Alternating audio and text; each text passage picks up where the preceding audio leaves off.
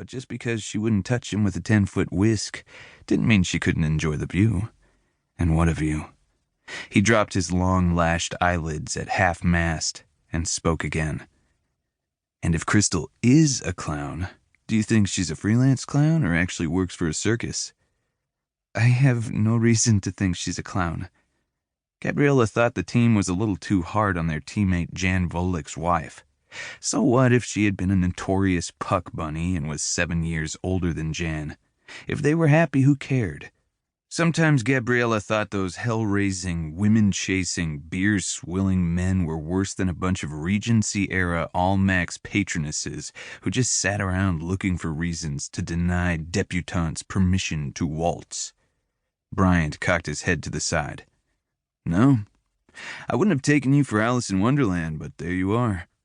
He gestured to her blue dress and white pinafore. It's my Halloween costume. He looked around and let his eyes light on the jack-o'-lanterns and Halloween cupcakes and cookies in the front window. Is today Halloween? He didn't look happy about it. What was that about? What was to dislike about Halloween? Yes, and tonight is the Beauford Harvest Festival. Located about 40 minutes from Nashville, Beauford was a small artisan boutique town with some of the best master craftsmen in the country. People came from all over to buy handmade, one-of-a-kind goods. Gabriella had been lucky to land a 4-year master baker/pastry arts apprenticeship with June Champion, who owned Eat Cake. After 2 years of junior college, Gabriella had gone to work at Eat Cake and begun her apprenticeship a year later.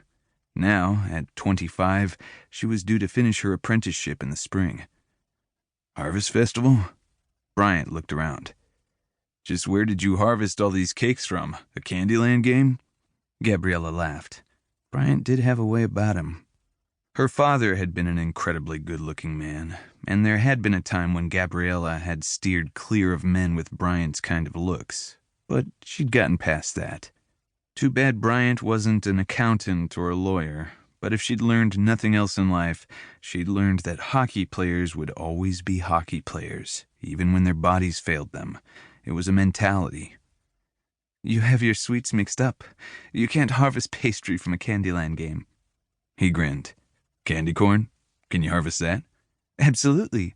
All you need is a candy corn picking basket and a ladder. The best candy corn grows in the tops of the trees, you know. I would have thought it grew on stalks. That's regular corn. Candy corn is different. Will there be any candy corn trees at this festival? Absolutely. You should stay around and check it out. It starts in about an hour. All the shops stay open late. Everyone serves refreshments and has candy for the trick-or-treaters. There'll be games, and Jackson Beauford is going to perform a little later. He's a big country star and Beauford's most famous resident. He owns Beauford Bend Plantation. Bryant cocked his head to the side and grinned. I know who Jackson Beauford is. You know, since I don't live under a rock. Oh, right, Gabriella said. I forget that all hockey players aren't like Emile. He knows not one thing about pop culture. Emile is unique for sure. Too bad I didn't know about this festival. I would have worn my vampire suit.